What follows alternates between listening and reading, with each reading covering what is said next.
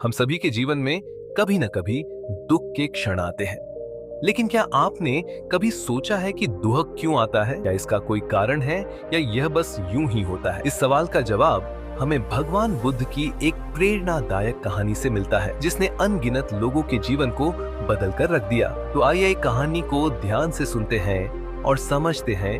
यह कहानी उस समय की है जब भगवान बुद्ध अपने शिष्यों के साथ एक गांव में प्रवचन दे रहे थे। तभी एक महिला जिसका नाम किस्सा गौतमी था, रोते हुए बुद्ध के पास पहुंची। उसके गोद में उसका मृत बेटा था और वह दिल से चिल्ला रही थी, भगवान कृपया मेरे बेटे को फिर से जीवित कर दीजिए।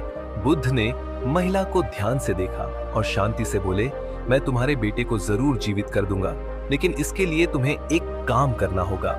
जाओ और गांव से एक घर से सरसों के कुछ दाने ले आओ, पर वह घर ऐसा होना चाहिए जहां कभी किसी की मृत्यु न हुई हो। महिला को उम्मीद की किरण दिखाई दी और वह तुरंत गांव की ओर भागी। एक एक घर जाकर पूछने लगी, क्या यहाँ कभी किसी की मृत्यु नहीं हुई? मुझे सरसों के दाने चाहिए। लेकिन हर घर से उसे यही उत्तर मिला कि यहाँ किसी न किसी की मृत्यु हुई है। पूरे दिन खोजने के बाद भी उसे ऐसा कोई घर नहीं मिला और अंततः थक हार कर वह वापस बुद्ध के पास आई। बुद्ध ने उससे पूछा, क्या तुम्हें ऐसा घर मिला जहां मृत्यु न हुई हो? किस्सा गौतमी ने सिर झुकाते हुए उत्तर दिया, भगवान ऐसा कोई घर नहीं है जहां कभी किसी की मृत्यु न हुई हो। हर घर में दुख है। बुद्ध ने मुस्कुराते हुए कहा, तुमने जीवन के एक बहुत गहरे सत्य को जान लिया है।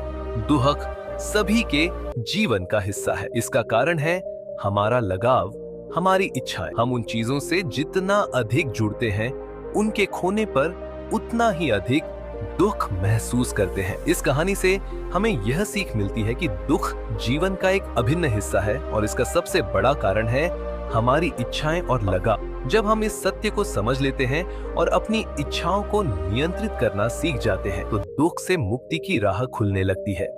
भगवान बुद्ध ने यही सिखाया कि जीवन को जैसे है वैसे ही स्वीकार करो, बदलाव को स्वीकार करो और मन की शांति की ओर बढ़ो। तो दोस्तों, इस प्रेरणादायक कहानी से ये स्पष्ट होता है कि जीवन में दुख तो आएंगे ही, लेकिन उन्हें कम करने और शांति प्राप्त करने का रास्ता हमारे ही हाथ में है।